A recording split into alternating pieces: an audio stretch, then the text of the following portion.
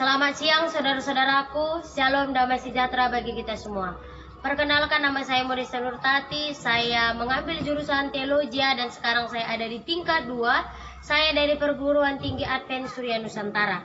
Hari ini saya ingin membagikan sebagian daripada pembelajaran mengenai kepemimpinan dan administrasi gereja yang sudah saya pelajari dari Pendeta J.S. Perangin-Angin sepanjang 1 semester ini.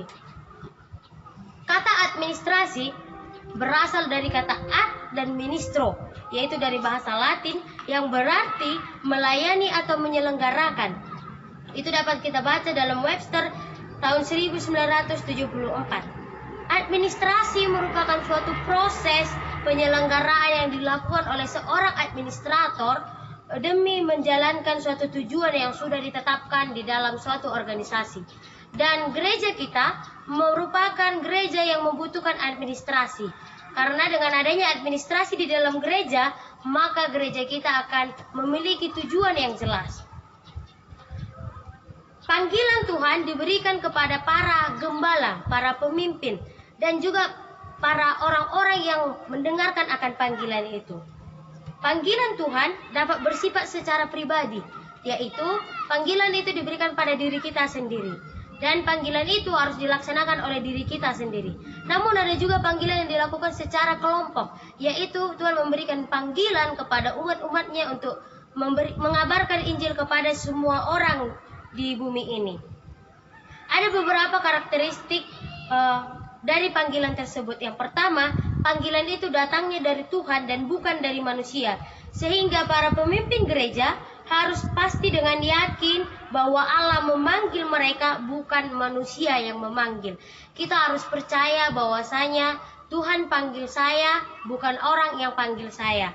Maka dengan begitu kita dapat menjalankan setiap perintah Tuhan dengan baik dan penuh dengan tanggung jawab. Yang kedua adalah panggilan itu bersifat personal. Nah, saya tadi sudah katakan bahwasanya panggilan itu adalah secara pribadi atau personal. Diberikan kepada tiap-tiap orang untuk melayani Tuhan, untuk bertanggung jawab untuk melayani Tuhan di dalam gereja Tuhan. Yang ketiga adalah panggilan ini memiliki rencana atau tujuan khusus. Kita tahu bahwasanya Tuhan atau Yesus kita sudah memberikan amanat agung kepada kita di dalam Matius 28 ayat 19 dan 20. Itu merupakan tugas utama kita, tugas khusus yang Tuhan berikan kepada kita. Itu dapat kita baca juga di dalam 1 Petrus 7 ayat 9. Yang keempat adalah panggilan itu adalah kasih karunia. Ini dapat kita baca di dalam 1 Timotius 1 ayat 12 dan 14. Di mana kita ketahui tidak semua orang menerima kasih karunia untuk panggilan pelayanan. Yang kelima adalah panggilan itu kondisional, bersifat kondisional. Dan kita harus mengetahui juga Alkitab mengatakan bahwa Allah memanggil kita.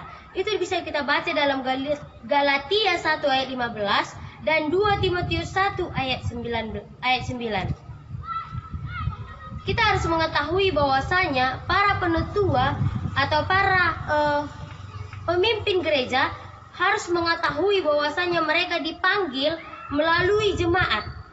Mereka dipilih, diurapi dan dikhususkan untuk satu tujuan yang amat mulia, yaitu menjaga akan organisasi kita dan memperkuat akan jemaat-jemaat yang ada di dalam gereja.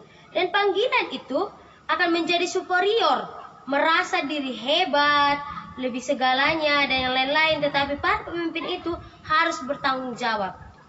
Dan yang kelima adalah nasihat yang diperhatikan dalam panggilan ini. Ketika Allah memanggil seseorang dan mereka melakukan tugasnya sejauh dia dapat. Jadi kita harus melakukan panggilan Tuhan itu semampu kita, sekuat kita. Dan kita harus menggerakkan seluruh tenaga, upaya, waktu, dan apapun yang kita punya demi panggilan yang Tuhan berikan kepada kita. Jadi kesimpulan bagi kita pada hari ini adalah yang pertama, bahwasanya panggilan itu ada dua tujuan. Yaitu yang pertama adalah mempersiapkan jemaat untuk menjadi anggota kerajaan surga. Dan yang kedua adalah menyanggupkan gereja untuk bekerja dalam menjalankan misi yang Tuhan sudah berikan, yaitu yang tertulis di dalam Matius 28 ayat 19 sampai 20. Pelajaran keduanya adalah karakteristik pada panggilan itu. Yang pertama, itu berasal dari Allah. Yang kedua, itu bersifat pribadi. Yang ketiga, itu memiliki satu tujuan yang sama. Yang keempat adalah itu semua adalah kasih karunia Tuhan. Yang kelima adalah kondisional.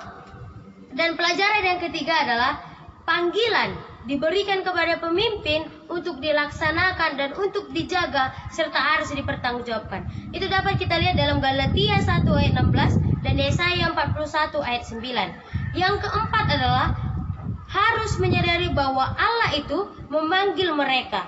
Karena panggilan hanya akan dikasih kepada orang yang mau mendengarkan akan panggilan yang luar biasa ini, diberikan juga kepada orang-orang yang mau bekerja untuk Tuhan, dan panggilan ini merupakan satu kasih karunia yang Tuhan berikan kepada setiap orang.